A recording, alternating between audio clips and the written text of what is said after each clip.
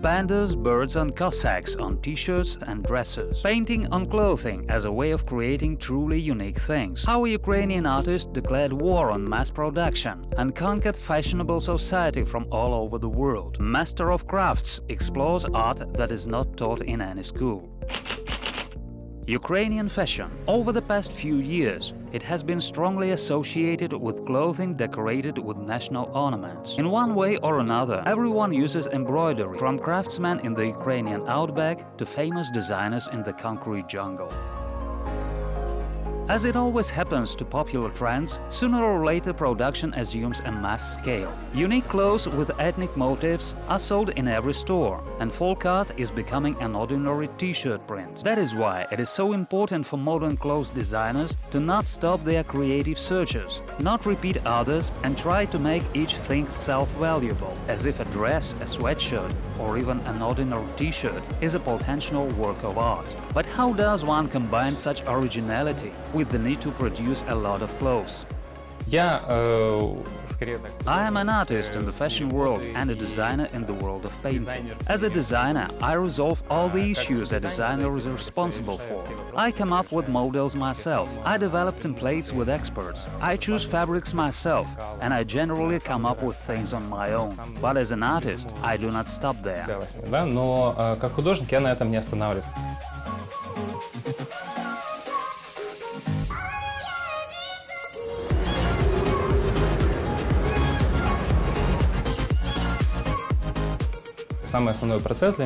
The main process for me begins right after tailoring. After I receive the finished piece of clothing, I use it as a canvas.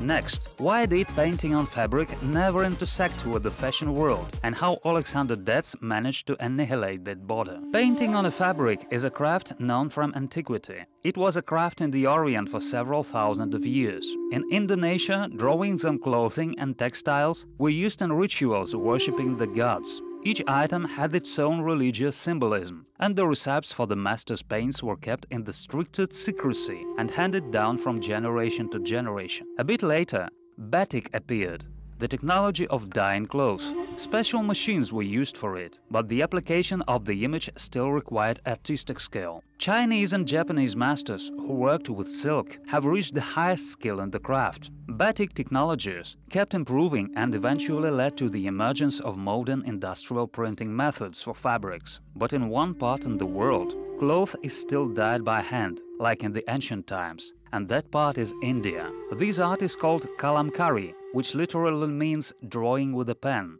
Thousands of years ago, wandering singers and musicians needed illustrations for their performances, and artists came to the rescue. They depicted scenes from the Indian epics Ramayana and Mahabharata on large pieces of cloth or even on their own clothes, using natural colors. It is believed that it will certainly bring the owner good luck, because the master has given the piece of clothing a part of his creative energy, which is worth a lot. This view of things is what artists from India and Oleksandr Dets have in common. He never draws from necessity, nor does he force himself. He only works when he has a desire to express himself through his next work.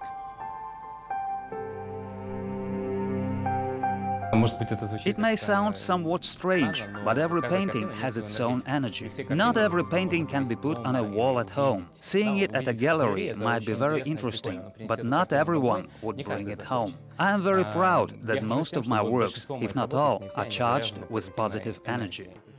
Oleksandr Dets says that he has been painting for as long as he remembers himself. At the same time, he has no art education. For Oleksandr, the important things were seeing the painting and representing it on canvas instead of just drawing it. Nevertheless, painting still was a hobby for him. In Kiev, Oleksandr received a sociologist diploma, but even then the fashion world was beckoning him.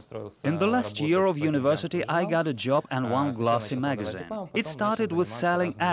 Then I moved on to various things like organizing shootings and working with designers. I realized that I was interested in fashion, but I wanted to go my own way. I wanted to combine painting and fashion. Ukrainian Fashion Week has been the main platform for both experienced and beginning designers since the end of the 90s. For many, fashion shows have become a ticket to the world of great fashion. But not for Oleksandr. He worked there a lot as a journalist, studied trends, questioned designers about business, but none of that was connected to painting on clothing. Back then, designers had not realized at the time that the 21st century would become the era in which manual labor is valued more than ever. I realized that if people are able to buy a good piece of clothing, then they should at least differ from others. Me and two of my friends decided to start a clothing brand. Naturally, I am not a person who comes from a rich family, so we saved up some money. We understood that it was easiest to start with basic t-shirts. The partners decided to make t-shirts with prints of paintings of famous artists. At the same time, they incorporated some of Oleksandr's works. Nevertheless, the sales were low, and they soon had to close the business. I just bought some felt-tip pens for fabric, bought a few jars of paint and decided to try it. That is how I made my first works. I found a store and I showed them my works. After a week or two, the stores bought several of my works, and that was when I understood that it was worth every penny I put into this venture. At first, painting on clothes remained a side work that brought money from time to time for Oleksandr. He did not quit his main job at the magazine, but was becoming increasingly more devoted to his new hobby. I was spending time with my wife after work. I was already married then, and at night, at 11 or 20 p.m. I did not go to sleep. I did not turn the TV on, and I did not on my computer. I simply grabbed some brushes and paints and painted until 1 to 3 a.m. I was painting eagerly, and I started realizing that it was exactly what I wanted to do and was destined to do for the rest of my life. At the same time, Oleksandr was making illustrations by order. He sold some of his paintings, but at some point he realized that he wanted to paint only on clothes. In the end, he quit his main job. Very soon, the first collection was bought out and he has to draw more. Over the course of several years, the clothing of the Ukrainian artists have spread to many countries and have already crossed more than one ocean. В Канаде у меня есть шоурум, который не так давно выкупил у меня партию вещей и продает их. There is a showroom in Canada which recently bought a batch of my clothing for sale. They have found me probably through the diaspora. There is one in Australia, South America, the United States and Canada. В Соединенных Штатах Америки есть, в Канаде есть. Next, why pandas on the clothing painted by Oleksandr Dets are not animals at all, and what one needs to know paint on clothing. Oleksandr Dets considers himself partly an animal painter. He gladly paints birds, cats and tigers. His most popular series is devoted to pandas. Oleksandr believes that his work and bamboo bears are united by one main feature – uniqueness. Для меня панда это нечто большее, чем просто животное. For me, a panda is more than just an animal. First, these are very kind, pleasant, beautiful bears that are loved by probably everyone in the world, myself included. Moreover, it is a beautiful creature that is living on the brink of extinction. Oleksandr himself has never seen panda bears live with his own eyes, but he has depicted them on hundreds of pieces of clothing. The secret of these pandas is the fact that the artist does not paint them as animals. Special for Master of Crafts, Oleksandr agreed to create a new t-shirt with a panda. Oleksandr uses the simplest clothing for painting – dresses, sweatshirts, t-shirts. The clothing must be made of natural cloth, cotton. The artist puts it on an ordinary drawing board and thoroughly straightens it, which makes it similar to canvas. As is the case with paintings, everything starts with a pencil sketch.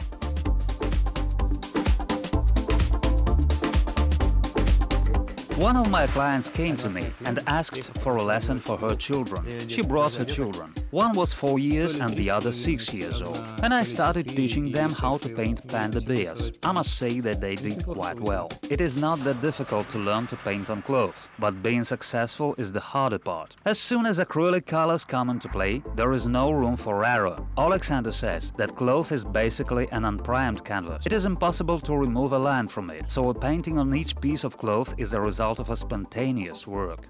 The process is very important for me. Painting the same panda, I do not know what the final result will be. It will be either smiling or unsmiling. It is very difficult with pandas, because I draw them as people.